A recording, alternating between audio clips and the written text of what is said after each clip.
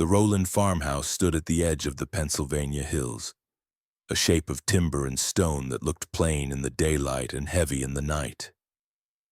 It was the kind of place travelers passed without a second glance, believing it to be one more family home among many. Smoke from its chimney rose in a thin, steady line, and the fields around it were worked with quiet precision. To the town nearby, the Rowlands appeared devout and dependable, a family bound by prayer, routine, and the old-fashioned values of obedience and restraint. They sang hymns in church, they bowed their heads in public, and they kept their hands folded when others might fidget. To the outside world, their calmness seemed a blessing. Only later would history remember it as the first sign of decay. Elias Rowland, the patriarch, was a man who smiled with lips but not with eyes. He carried himself with the calm of someone who believed the world was made to follow rules only he understood. His neighbors admired his steadiness, though some whispered that he listened too closely to silence, staring off for long stretches as if measuring the weight of the air itself. Margaret Rowland, his wife, was soft-spoken and devout, a woman who recited scripture until it seemed less like faith and more like a spell. Together they raised their children with a discipline that appeared ordinary to outsiders. Chores finished on time, voices kept low, respect drilled into their bones. Yet behind the walls of that farmhouse, silence grew into something more than a habit. It became a law carved into every breath they allowed each other to take. Visitors felt it at once. The rooms were too still.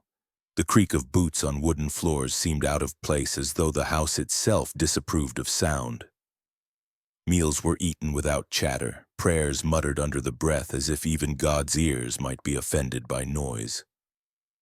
The Rowlands' children, pale and cautious, spoke only when prompted, and even then their words carried the rhythm of rehearsed obedience. There was no laughter, no sudden cry of joy, no argument or burst of emotion. To neighbors, this restraint seemed admirable. To those who lingered too long, it felt unnatural, like stepping into a room where something had already died. At night, the house sank deeper into its strange quiet. The wind that moaned through the hills never seemed to touch the Rowlands' windows. Even the animals on their land behaved differently. The dogs did not bark. The horses shifted nervously at the edge of the barn as though repelled by the air near the cellar door. Those who lived close claimed that on certain nights when the moon thinned to a sickle, the farmhouse seemed to exhale a waxy smell, faint but sour. A smell that carried into the frost and clung to the nostrils. When asked, Elias would say it was nothing more than candle-making, a household craft. Yet his eyes lingered too long on the questioner, as if daring them to ask again. The first crack showed not in violence, but in devotion. The Rowlands prayed longer than others. They insisted on keeping their shutters closed during service, saying that true worship required darkness. They withdrew from the gatherings that once kept the community bound, harvest feasts, winter dances, barn raisings. Where once they were welcomed, now they began to hold themselves apart, keeping their world contained behind locked doors. Townsfolk accepted this retreat as eccentric piety. What they could not see was how the quiet inside the farmhouse had become a hunger, something that fed on those who entered and demanded more each season. Elias's neighbors admired his records. His farm was neat, his accounts always balanced, but no one asked why he kept so many ledgers locked away, written in a hand so small it seemed meant to be hidden. Margaret, too, was praised for her piety, yet those who listened carefully noticed that her prayers grew heavier with words of punishment and cleansing. Less of mercy, more of fire. The children, silent as shadows, moved through town with eyes lowered, as though carrying the weight of secrets they dared not reveal. When asked about their games, they would only say that they played in the cellar where they were told angels listened. No one pressed further, From the outside, nothing yet had broken. No crime had been uncovered, no victim discovered. The Rowlands lived, worked, prayed, and were respected. But in the quiet corners of their house, in the locked rooms no neighbor saw, something was already beginning to rot. Silence had shifted from discipline to doctrine, from a habit into a form of worship.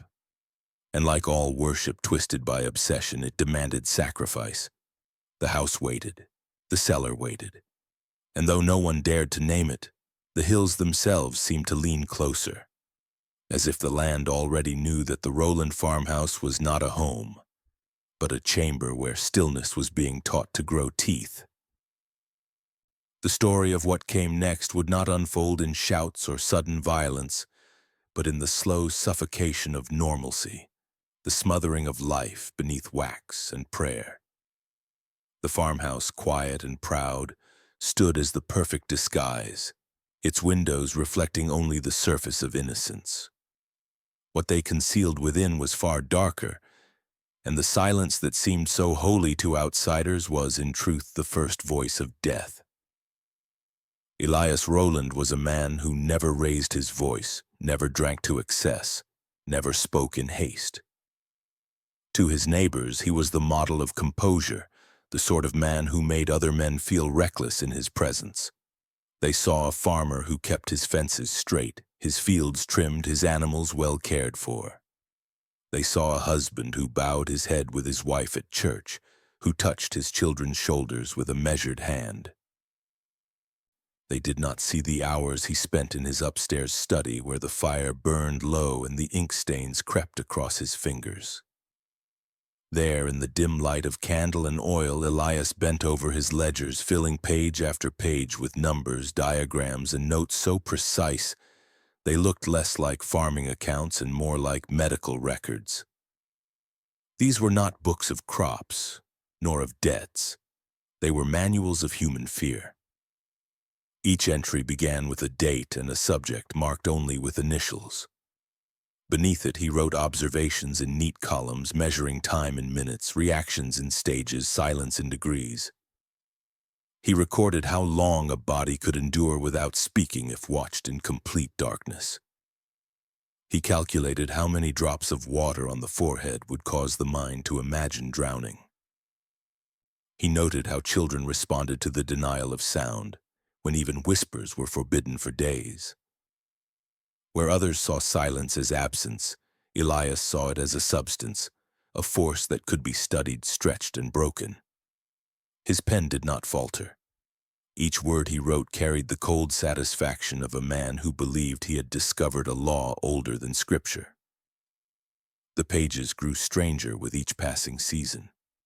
He began drawing crude diagrams of the human throat, lines showing the chords and muscles that allowed voice to rise.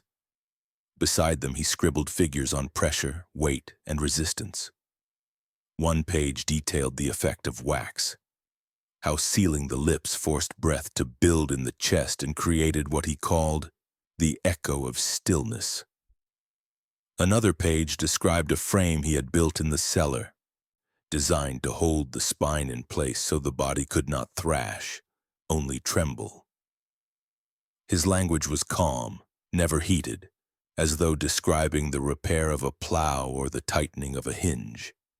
Yet between the numbers lay something far more disturbing, an obsession with controlling what it meant to be alive.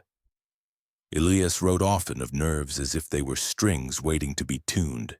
He believed that fear itself produced vibrations, and those vibrations could be measured and eventually stilled. He noted that the human body resisted silence at first, struggling to cry out, to gasp, to sob. But once those cries were blocked, once the mouth was sealed or the body restrained, the mind began to collapse inward. He called this collapse the stilling. It was not enough for him to kill or wound. Death to Elias was wasteful.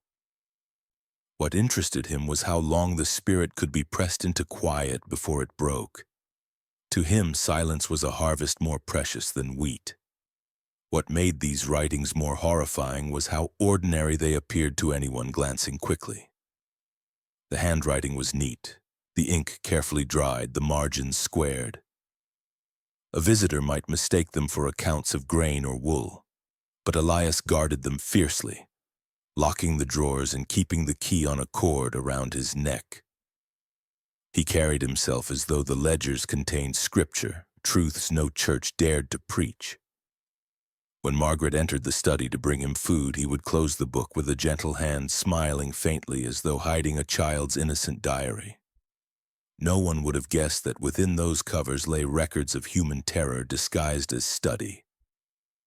The more he wrote, the more his logic hardened. He began to believe that noise itself was a weakness of mankind, a flaw that led to sin, disorder, and rebellion.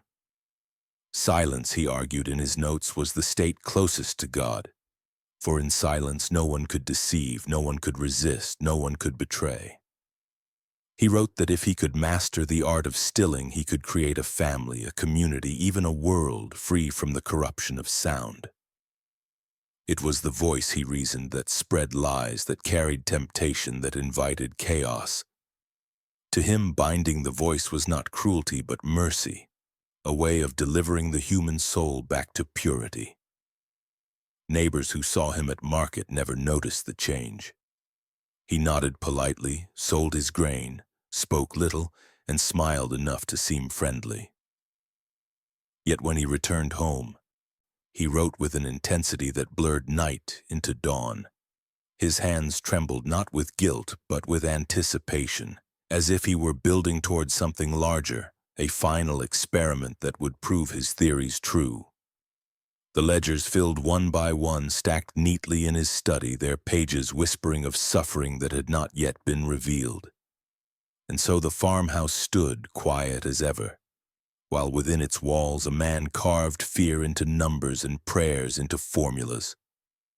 The ledgers grew heavier, the candle wax dripped lower, and the silence of the rooms deepened into something unholy. What began as notes became doctrine. What began as curiosity became ritual. Elias Rowland's smile remained calm, his voice steady, but every stroke of his pen pulled him closer to the moment when silence would no longer be enough. Anna Fletcher was 14 when she walked up the dirt path to the Rowland farmhouse. She carried with her a basket of eggs, a small gift from her mother to Margaret Rowland, meant as a neighborly kindness before the winter tightened its grip. Anna was known in town for her laughter, for the way she hummed songs under her breath as she worked. She was not a child anymore, not yet a woman, a soul caught between innocence and the slow weight of growing up.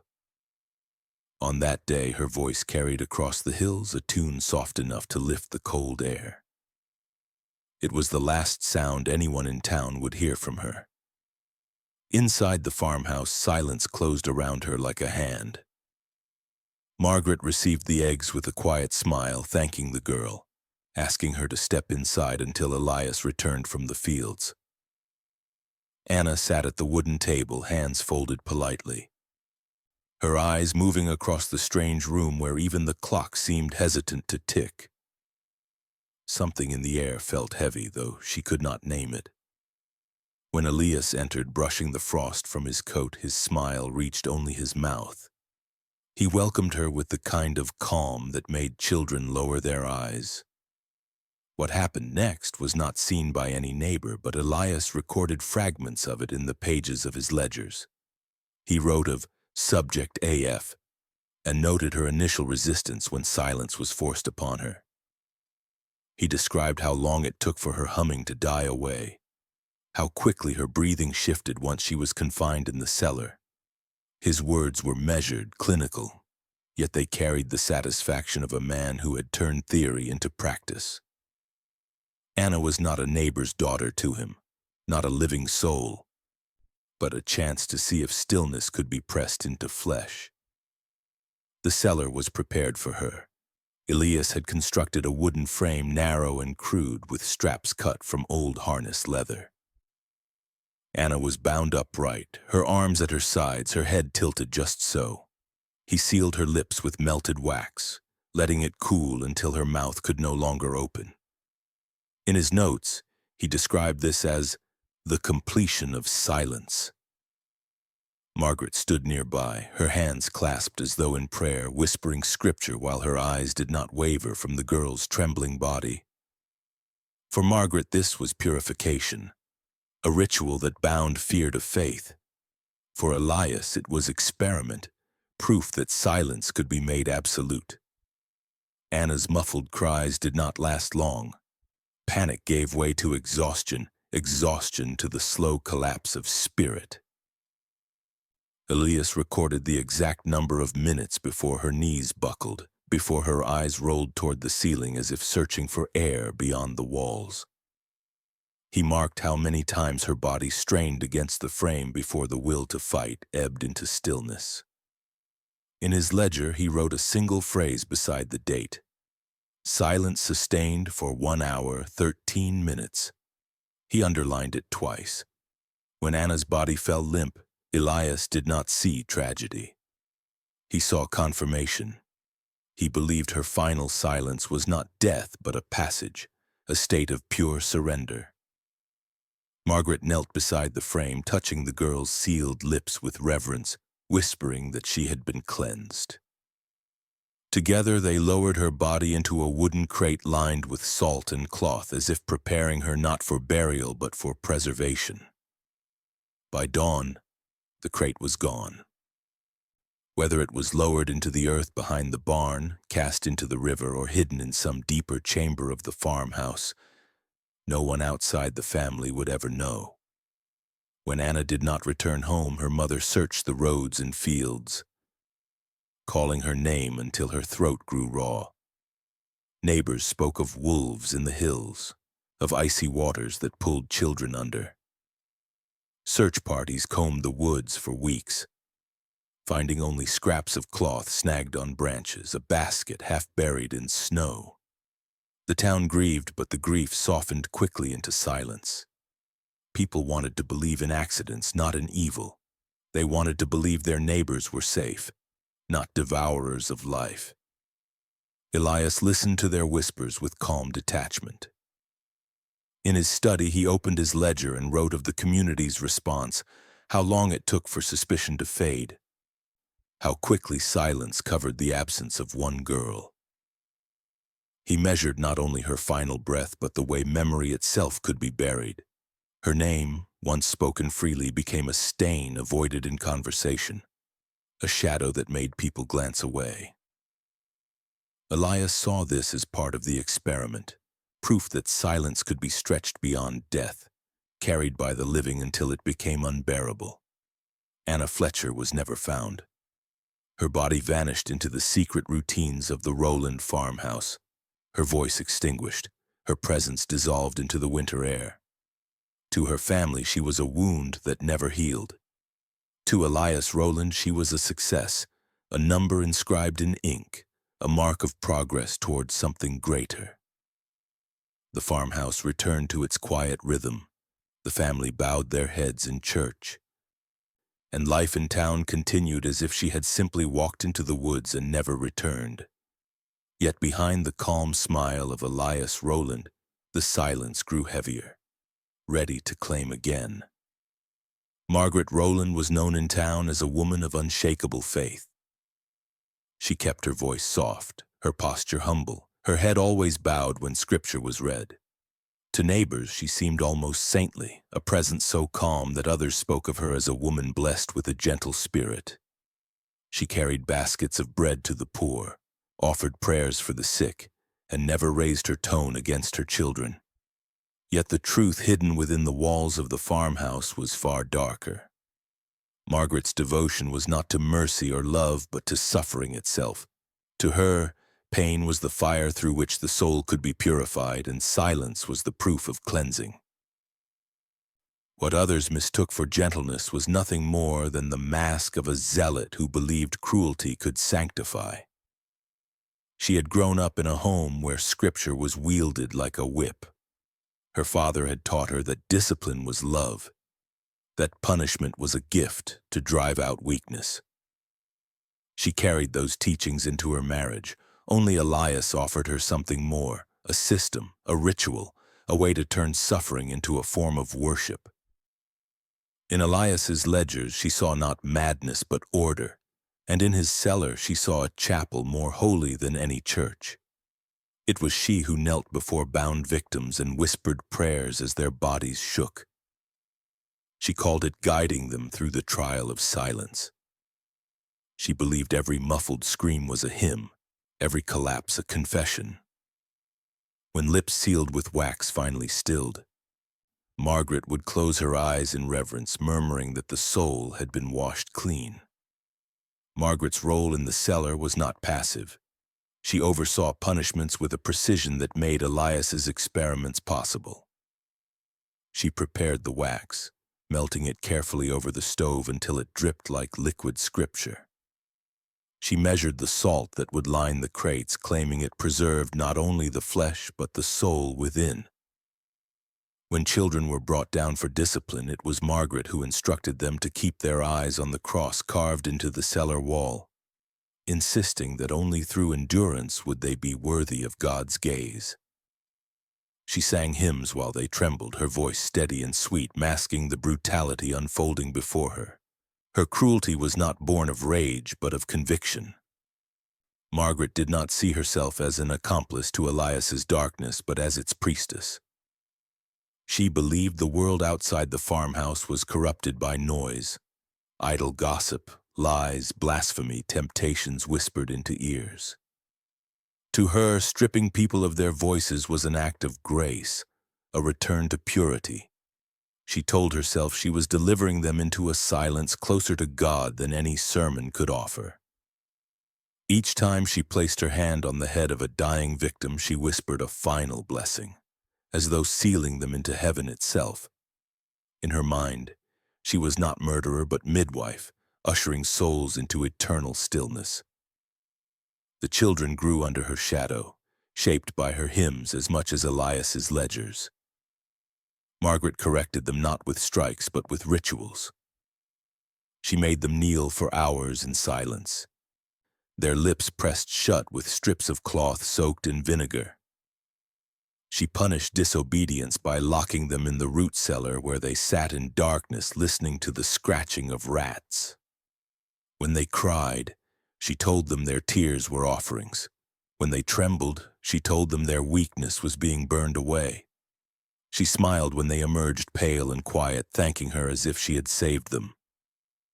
To outsiders, they were simply obedient children. To Margaret, they were disciples in training, inheritors of a faith carved from fear. In the town, she never revealed a trace of this devotion. She moved with the grace of a woman who seemed endlessly patient, endlessly kind.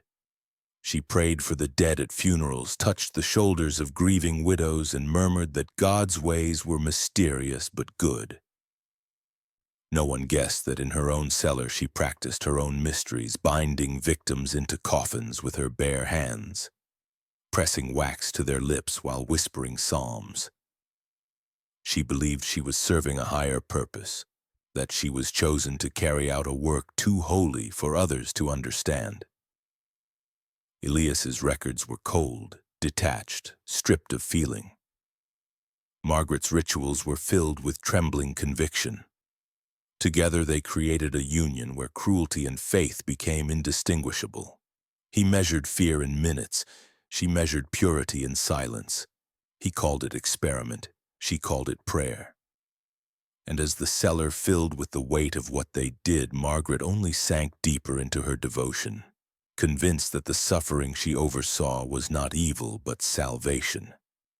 In time, her hymns would echo longer than the screams. In the farmhouse, the line between mercy and torment vanished, replaced by a faith so twisted it could smile as it buried children and neighbors alike. Margaret's hands, gentle in the daylight, were stained in the cellar, and yet she never doubted that she was serving something greater. Her devotion was not an accessory to Elias's darkness. It was its breath, its song, the soft voice that made horror seem holy. Beneath the Rowland farmhouse lay a place that no guest had ever entered and no neighbor even suspected. The cellar was not a space for storing potatoes or barrels of cider. It was a chamber carved from stone and wood, built not for life but for the study of its undoing. The narrow stairs creaked with each step, leading down into air that smelled of damp earth mixed with candle wax and iron. What appeared from above as an ordinary farm dwelling concealed beneath it a sanctum of silence where Elias Rowland carried out the most private work of his mind. The chamber was arranged with precision. Wooden frames stood against the walls, their planks smooth where bodies had been pressed and scarred where nails had split the grain. These were not meant to restrain in fury, but to hold with care, keeping the spine straight, the limbs immobile, the lungs forced into shallow rhythm. The straps cut from leather were polished by use, rubbed to a dull shine by skin pulled tight against them. In one corner, crates lined with salt waited like open coffins, prepared not to bury but to preserve. To Elias, these were not instruments of cruelty but tools, each designed to measure silence in its purest form. He had built boxes lined with mirrors, a grotesque invention that turned victims inward. When shut inside, a person was forced to see themselves multiplied on every side, their own face staring back as flesh sagged, as eyes grew sunken, as breath fogged the glass. Elias recorded how long it took for the mind to break under the weight of its own reflection. How quickly a person would scream against the wax pressed to their lips when forced to watch their body decay by inches. Margaret sometimes knelt outside the boxes, whispering hymns so that the muffled sobs within became part of a ritual chorus. The chamber did not echo with laughter, nor with rage. It echoed with the sound of human beings reduced to instruments of study, their silence observed as carefully as a physician observes the beat of a heart. The cellar also contained a wooden chair fixed to the ground, its legs bound in iron bands, its back tilted to hold the body in place. Elias called it the still chair. Victims placed in it were forbidden even the dignity of thrashing. Their arms were pinned at the sides, their jaws forced shut with wax or cloth, their heads held upright by a crude wooden brace. The chair allowed Elias to test endurance, to see how long a body would hold its composure before trembling uncontrollably, how long before the eyes darted in panic. He wrote in his ledgers that the still chair separated the strong from the weak, but in truth all eventually broke, their silence collapsing into muffled cries that were smothered before they reached air. Margaret treated the chamber as holy ground. She swept its floors as though preparing an altar, polished the iron bands as though they were relics. The children were sometimes led down the stairs not to suffer the full weight of the devices, but to witness. Margaret told them this was their education, that they must see how silence purified, how stillness made the soul shine.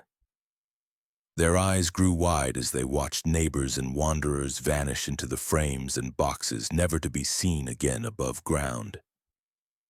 To the children, the chamber became as natural as the kitchen, a place where lessons were given and faith was tested. No sound from below ever reached the farmhouse walls. Elias had sealed the chamber with layers of wood and stone, muffling the cries so thoroughly that only the faintest tremor might slip through the floorboards. When neighbors visited, they heard nothing. They saw only the Rowlands' smiles, smelled only the faint trace of wax that clung to Margaret's apron. Above ground, life appeared steady, ordinary, even godly. Below ground, lives were dismantled piece by piece, each silence catalogued and stored. Elias believed the cellar was his greatest creation. In his eyes, it was not a place of cruelty, but a laboratory of truth.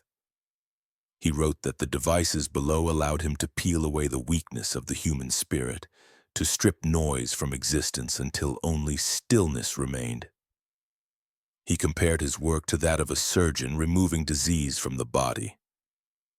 But the disease to Elias was sound itself, and the cure was silence sealed with wax, enforced with wood, witnessed by mirrors. Each victim who entered the chamber became part of a growing collection of records, their endurance noted, their silence measured, their memory erased from the world above. They were never spoken of again, not by Elias, not by Margaret, not even by the children. The chamber existed like a shadow under the farmhouse, hidden yet central, unmentioned yet ruling every breath within those walls. In the quiet Pennsylvania hills, no one suspected that beneath the humble Rowland home lay a place where suffering was not an accident but a devotion, where silence was not absence but a weapon sharpened against the human soul. And as the chamber claimed more lives, it deepened the Rowlands' conviction that what they were doing was not crime, not madness, but destiny. The cellar was their church, their sanctuary, their tomb of devotion, and no sound escaped it alive. The Rowland children were raised in a world where silence was not only expected but celebrated, while other children in the town played tag in the fields, shouted across barns, and sang rhymes in the schoolyard. The Rowland children learned games that no one else would have dared to imagine. Their play was born not of freedom but of imitation, shaped by the cellar beneath their home and the rituals their parents called holy. From the outside, they seemed shy, their voices barely above whispers, their eyes downcast. Neighbors called them polite and well-behaved and admiring their discipline. Yet inside the farmhouse, behind closed doors, their games rehearsed cruelty as naturally as laughter. One of their favorite diversions was called the still chair. The children would take turns sitting rigid on a wooden stool while the others bound their arms with scraps of rope and pressed their jaws shut with strips of cloth. The object was not to speak, not to move, not even to breathe too loudly. Whoever endured longest without breaking into a cry or a gasp was declared the winner. Margaret watched from the corner of the room, her hymn soft and approving, reminding them that strength was found in stillness. Elias recorded the times in a notebook of his own, quietly pleased to see his theories living in the bodies of his children. Another game was whispered as the wax mask. It began with melted candle wax poured carefully onto cloth, cooled enough to harden but still pliable. The children shaped it over each other's mouths, laughing faintly at the way it sealed the lips into silence. The rules demanded that once the mask was in place, the player had to recite a prayer in their head without letting a sound escape. If breath whistled through or a whimper slipped past, they lost. To outsiders, this would have been unthinkable torment. To the Rowland children, it was nothing more than practice, a rehearsal for the rituals they had grown to see as normal. Their laughter was never loud. It was muffled, contained, almost apologetic, as though joy itself had to be restrained. The most haunting of their inventions was called the prayer without breath.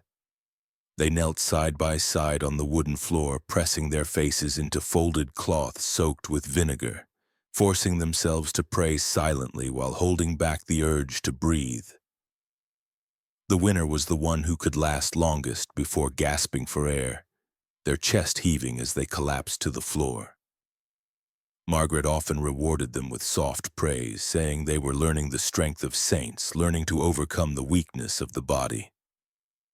To her, this was not play at all, but education, the molding of disciples. When the children carried these games outside the farmhouse, their oddities were noticed but never named for what they were. At gatherings, they spoke less than others, rarely joining in songs or dances. Teachers remarked on their quiet obedience, the way they never shouted in class, never raised their hands unless called upon.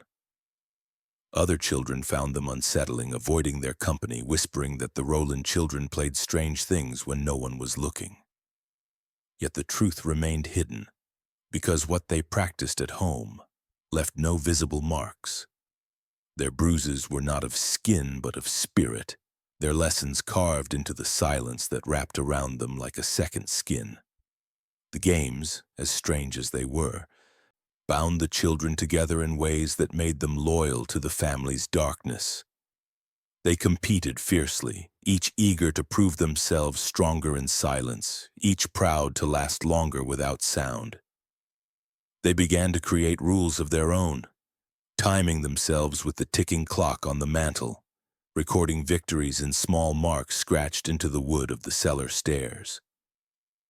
In their minds, silence became not only a command from their parents but a measure of their own worth. The one who endured longest was closest to God, closer to their parents' approval, closer to the twisted ideal of purity the family worshipped. As the years passed, the line between play and ritual disappeared. The children no longer needed Margaret or Elias to instruct them. They carried the games into their rooms at night, practicing endurance in the dark, testing themselves against their own fear. They began to invent new versions, pressing their heads into pillows until they nearly suffocated, or sitting in closets for hours without moving. To them, it was never punishment. It was preparation.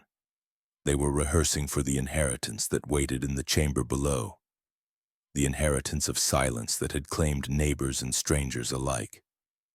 To the town, the Rowland children remained quiet, polite, and a little odd, but nothing more. To anyone who peered closer, they seemed like shadows of their parents, pale and restrained, their eyes watchful but empty of childish spark. No one guessed that behind those eyes lay the memory of wax masks and still chairs. Prayers whispered without breath. Games that were not games at all, but the early shaping of minds meant to carry forward a faith in silence. The Rowlands had built not only a chamber of cruelty, but a legacy passed down in the most innocent disguise, the play of children. The winter of 1841 pressed down on the Pennsylvania hills with a weight so heavy that even the strongest families felt it gnawing at their resolve. Snow buried the roads, frost clung to windows like a second skin, and the river froze thick enough to swallow sound itself. To most households, it was a season of survival, of rationing food and huddling close to the fire. To the Rowlands, it was a season of opportunity. The silence of winter fit their rituals perfectly, and the cold preserved what would otherwise rot. What for others was hardship became for Elias Rowland a stage on which to perfect his designs. The first body was found in late December at the edge of the frozen woods. A young man known to drift between farms seeking work was discovered stiff in the snow, his arms arranged across his chest like a figure in a churchyard carving. His lips were sealed with wax, a faint yellow sheen against his blue skin.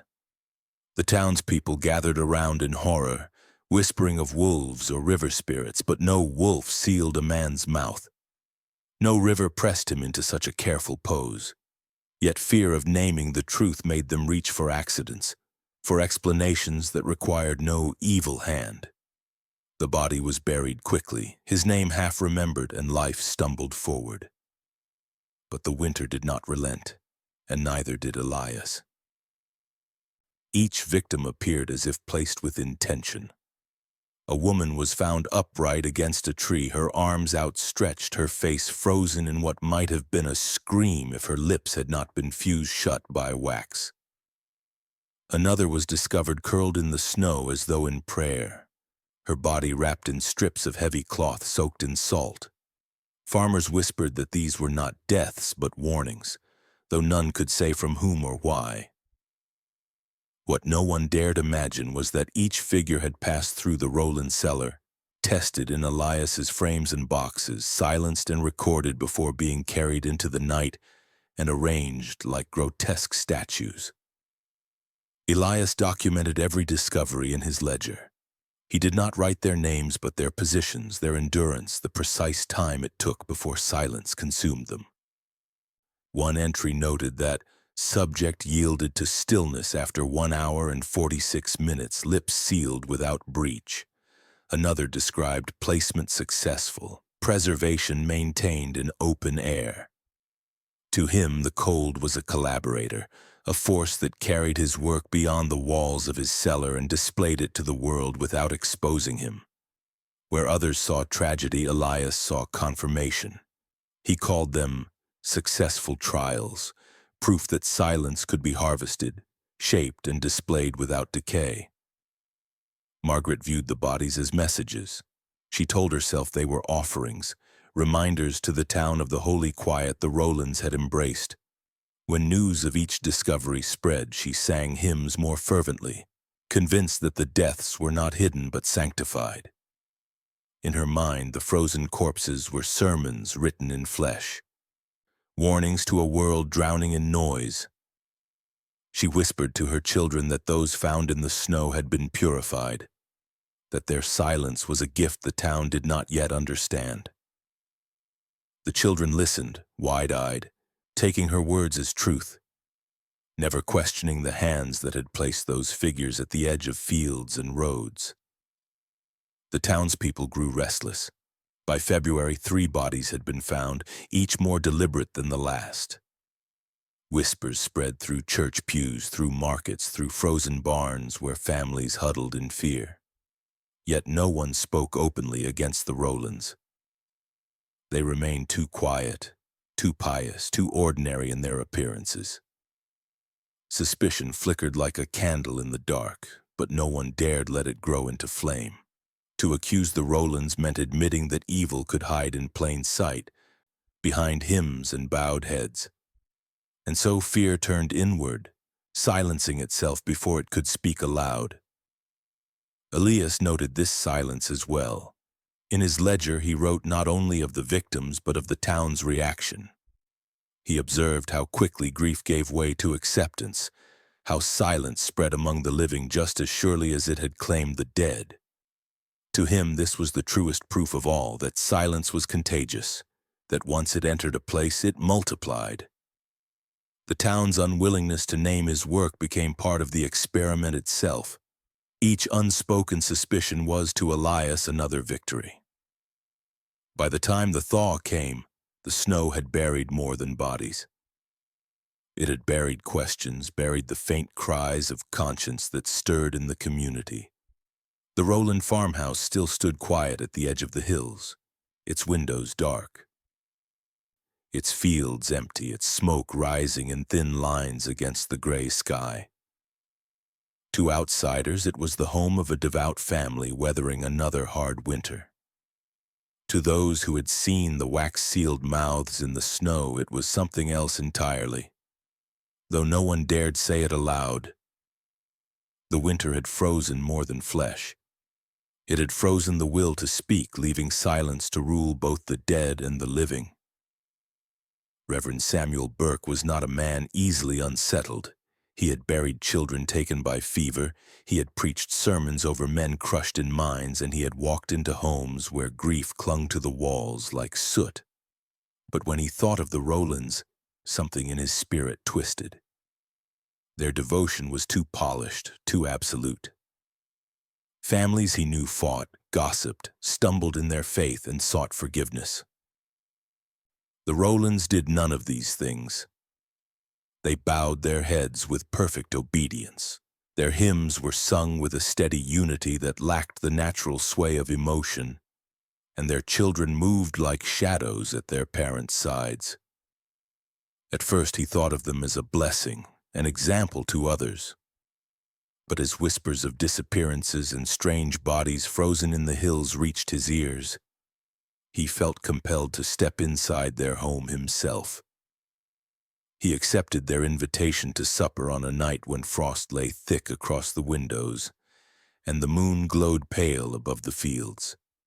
The farmhouse looked ordinary enough from the outside, warm light spilling across the snow. Margaret greeted him with her practiced smile, her voice gentle as she welcomed him in. Elias followed, shaking the Reverend's hand with a grip that lingered a moment too long, his eyes unreadable. The children appeared, pale and silent, their hands folded as though they were already at prayer. The Reverend sat at their table, expecting the warmth of food and conversation. What he found instead was a performance so strange it made the hair on his neck rise. The meal was laid out with care, but little was eaten. Bowls of broth sat cooling, Bread grew hard in its basket and meat remained untouched. Elias raised his spoon to his lips once, then set it down as though the act of eating distracted from some greater purpose. Margaret lowered her head and murmured prayers too faint for the Reverend to follow. The children kept their eyes on their plates, blinking so rarely that Burke felt as if he were watching figures carved from wax. When he tried to spark conversation, their answers were clipped, rehearsed, almost recited. The silence in the room was heavier than the food before them. What disturbed him most was the smell. At first he thought it was the candles, but the odor was too sharp, too bitter. It drifted from the floorboards near the back of the room, seeping through the cracks of a door that led downward. It was the scent of hot wax mixed with something sour, a smell that had no place in a home but seemed woven into the air itself. Burke found his gaze pulled toward the cellar door again and again, his stomach tightening each time he caught the faint odor rising from below. He imagined a room filled with melting candles, but another part of him, the part that guided him at funerals and sickbeds, whispered that what he smelled was the labor of death. When Margaret noticed his eyes lingering, she smiled and said that they made their own candles, that the work of keeping a household required long hours of tending wax. Her tone was calm, but her hands folded tighter, and Elias's gaze pressed against the Reverend like a weight. Burke nodded, pretending to accept the explanation, though his stomach twisted with unease. He could not forget the way the children shifted when the cellar was mentioned, their shoulders tightening, their eyes lowering further as though fearing something unspeakable beneath them. The meal ended quickly. Margaret gathered the dishes without eating more than a mouthful, and Elias spoke of the weather, of the hardness of the soil, of scripture verses about silence and obedience. His words carried no warmth, only certainty, as though each phrase had been written long before. The Reverend forced himself to smile, to thank them for their hospitality, but his hands trembled as he rose from the table. At the door he glanced back and saw the children standing in a line, their faces pale, their lips pressed shut as though stitched together. None of them blinked. None of them moved until Elias placed a hand on their shoulders. Burke left into the cold night, the frost biting at his face, but he felt no relief. Behind him, the farmhouse stood quiet, the chimney smoke rising into the moonlit sky. He wanted to believe he had imagined it all, that the smell was only wax, that the children's stillness was nothing more than discipline, that the untouched food was a sign of modesty. But deep inside he knew something unnatural thrived in that home, something cloaked in piety but rotting at its core. He knew he should speak, warn the town, demand answers. Yet he said nothing. His silence became part of theirs. In choosing not to name what he had seen, he joined the Rowlands' ritual in his own way. Evil had brushed against him that night, and instead of pulling it into the light, he let it slip back into the shadows. He told himself it was doubt, that he lacked proof, that his mind had played tricks. But in truth, it was fear. And in that fear, in his unwillingness to break the silence, he became complicit. The Rowlands' table remained untouched, their cellar unvisited, their rituals undisturbed. And the Reverend, who might have stopped them, instead carried their secret in his chest, where it would fester in the quiet until more lives were claimed. Whispers began as murmurs in the morning air, drifting from frost-cracked windows and over the muddy paths between farmsteads. Farmers spoke quietly of the wax, noting the Rowlands' unusually large purchases, the way the blocks arrived in bundles wrapped in oilcloth, their surfaces gleaming unnaturally. No one asked what it was for, and when a horse threw a shoe in front of their house, no neighbor mentioned it, fearing the curiosity might be noticed and answered in a manner that could not be undone. The town, small and tightly held in its own customs, started waking to the realization that something unspoken roamed among them. that the silence from the Rowlands' windows carried weight and warning. A midwife, a woman of routine and careful hands, noticed first that one of her instruments had vanished. She searched drawers, shelves, even the attic where she kept rarely used tools, until a night's moon revealed it bent and sharpened into a shape that was no longer for delivering life, but for ending fingers, crushing joints with exacting cruelty. She recoiled, the shape burning into her mind, and yet she did not speak. Not to the town, not to her neighbors, not even to her husband. In the dark, the bending metal seemed to breathe, as if alive with intent, a tool that could choose its moment to kill or deform. And the thought of the Rowlands noticing her knowledge froze her tongue. Rumors grew like frost over the fields, each telling darker than the last. Children were whispered to come home silent, mouths sealed with unseen wax, eyes fixed on nothing. One woman swore her cousin, a man usually loud with laughter, had disappeared after the Rowlands hosted a gathering, and that in the morning the yard had been scuffed with tiny, precise marks, as though someone had crawled across the snow on hands and knees, searching for mercy. The fear was subtle at first, lodged in stomachs and in the steady avoidance of the farmhouse, but it festered into something larger, communal, as if the town itself shivered under the weight of their own caution. Yet no one accused Elias or Margaret aloud. Fear kept tongues tied as tightly as the wax that sealed lips below the Rowlands' floorboards. Every avoidance, every careful glance away, strengthened the Rowlands' invisible power. The townsfolk sensed the methods, the careful ordering of household, cellar, and family, but understanding brought no courage. Even those who had seen children linger too long in the frost, whose faces had betrayed some unnatural knowledge, turned their eyes and whispered prayers, hoping to keep themselves unnoticed.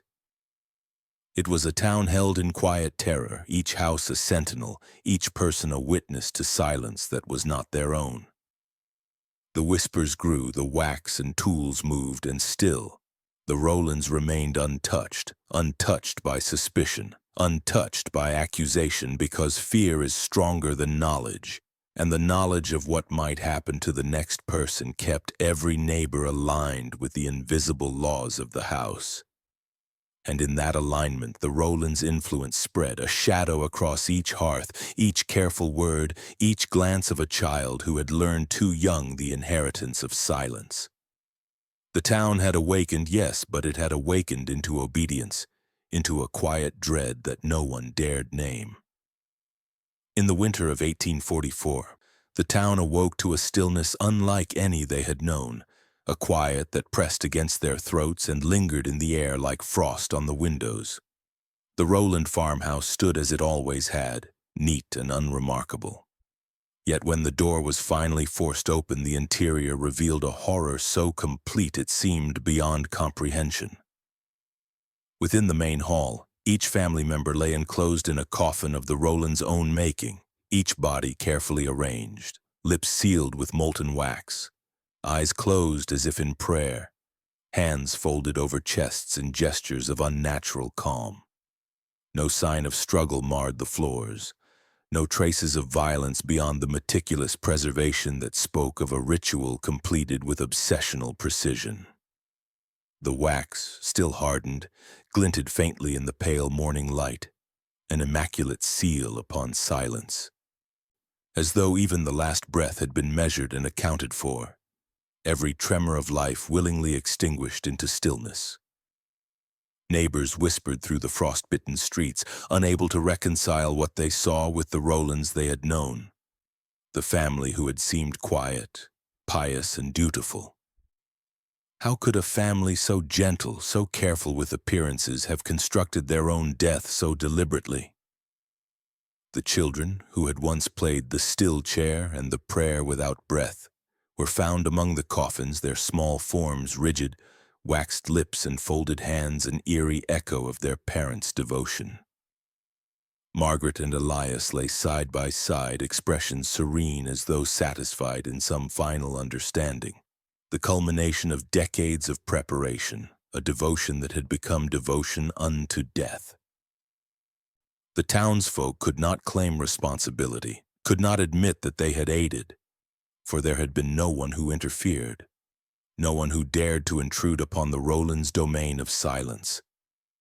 It was as if the family had vanished into their own obsession, sealing themselves into a tomb that was both home and shrine. The rituals of the cellar, the prayers that concealed punishment, the lessons of stillness had reached their apex. In that quiet, the Rowlands had become their own witnesses, their own audience, leaving the town to tremble in the shadow of what they could not understand and could not oppose. The preacher who had once dined with them, the midwife who had feared her instruments, the neighbors who had shivered under the invisible weight of their observation, each realized that the Rowlands' evil required no outward enforcement, no hand but their own. It was methodical, complete, and terrifyingly serene, a testament to a mind that had taught itself silence and obedience with terrifying devotion. And in that final tableau, with waxed lips and folded hands, the Rowlands left a legacy of quiet terror, a sealed testament to the power of ritual, the meticulous patience of a family that had made devotion into a weapon and silence into eternity. Decades passed, but the echo of the Rowlands' silence refused to fade. In Pennsylvania, laws were quietly amended, forbidding unregistered burials, prohibiting wax-sealed coffins, insisting that all remains be accounted for with civil precision. Yet these measures felt like echoes of fear rather than justice. Townsfolk still spoke in hushed tones of the Rowlands, careful to glance over their shoulders, careful to measure every word lest they breathe life into a history they had survived by ignoring. The house where Margaret and Elias had perfected their devotion to stillness was long abandoned, but the aura of restraint and careful calculation lingered in the air, as though walls themselves remembered the discipline of silence imposed within. Some whispered that the journals remained, hidden in the shadowed corners of old archives, pages filled with meticulous instruction. Diagrams of coffins, rules for preserving the spirit, and notes on the children's education in quiet obedience. No one knew if the journals had survived intact or if they had been destroyed by fearful hands. But the possibility alone kept curiosity and dread entwined.